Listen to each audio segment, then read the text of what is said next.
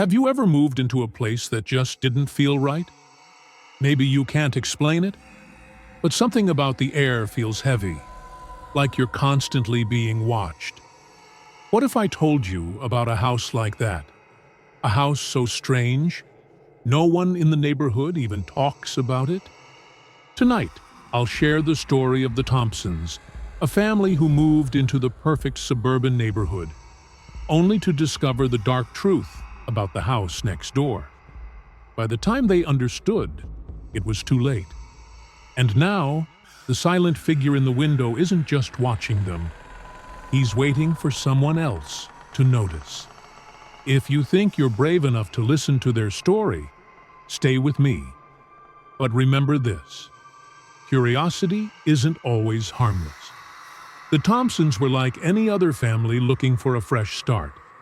Mark was a software engineer, a quiet man with a love for gardening. Linda, his wife, was a stay-at-home mom who dreamed of decorating a perfect home. And then there was Emily, their 16-year-old daughter, who had reluctantly agreed to leave her old school and friends behind.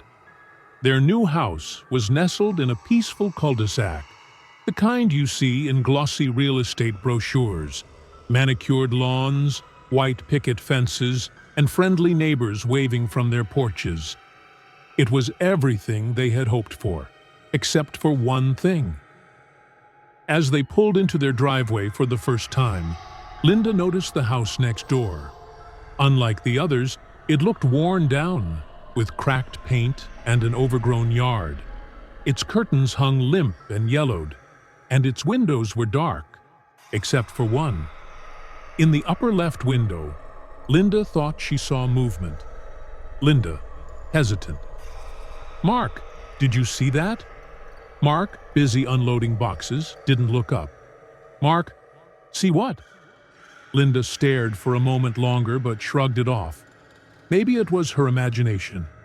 Inside her new room, Emily placed her backpack on the bed and opened the window for fresh air. That's when she saw it. The shadow of a man standing perfectly still in the window of the house next door. He didn't wave. He didn't move. He just watched. The next day, the Thompsons decided to introduce themselves to the neighbors. Mark, holding a plate of cookies, knocked on the first few doors. Everyone was warm and welcoming, but when he mentioned the house next door, their smiles faded. "Mark, so, what's the story with that place? It looks like no one's lived there for a while." Every time he asked, the response was the same: a quick change of subject or a vague excuse. One elderly man finally muttered, "Elderly neighbor," whispering, "It's best you stay away from that house." Mark returned home confused. Why would everyone act so strange about an empty house? That night, Emily couldn't sleep.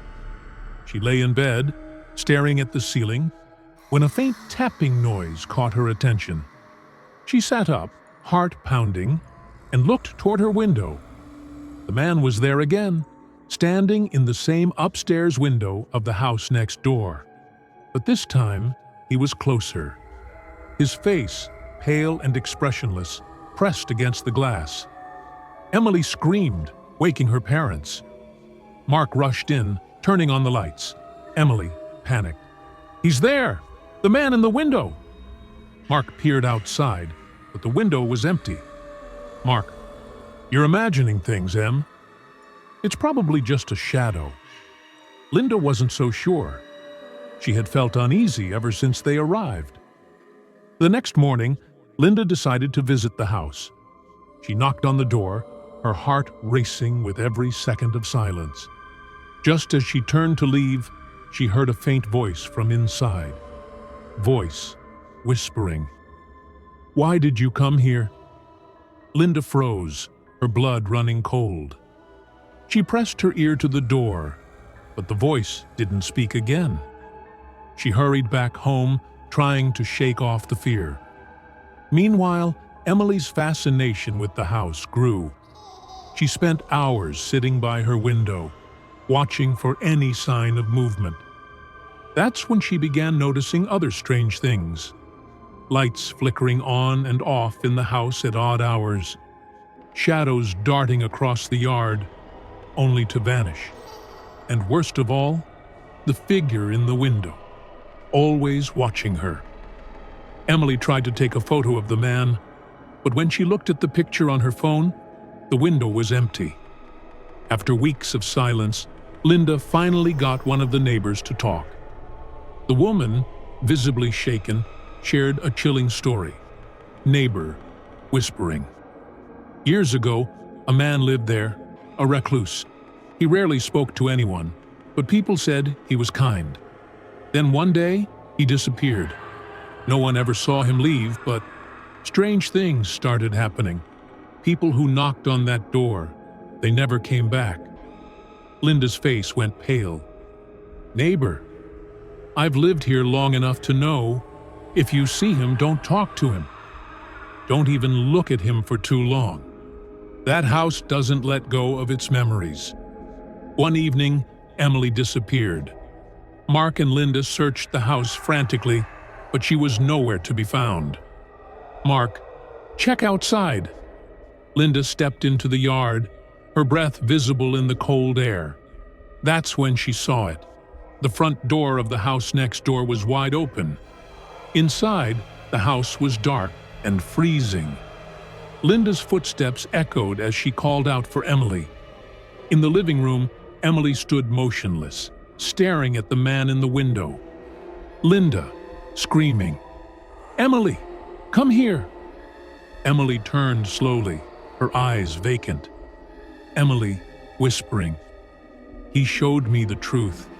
He's not alone." Suddenly, the man stepped forward. His face twisted into a horrifying grin as the walls of the house began to shift and close in around them. The next morning, the neighbors noticed the Thompsons' house was eerily quiet. Their car sat in the driveway, their mail piled up on the porch. But no one ever saw the family again. And in the house next door? A new shadow appeared in the upstairs window, standing alongside the silent neighbor. So the next time you move into a new neighborhood, take a good look at the houses around you. If you notice one that doesn't quite fit, one with shadows that don't seem to move, don't ask questions. Because some houses aren't haunted by ghosts. They're haunted by memories. And if you're not careful, you might become one of them.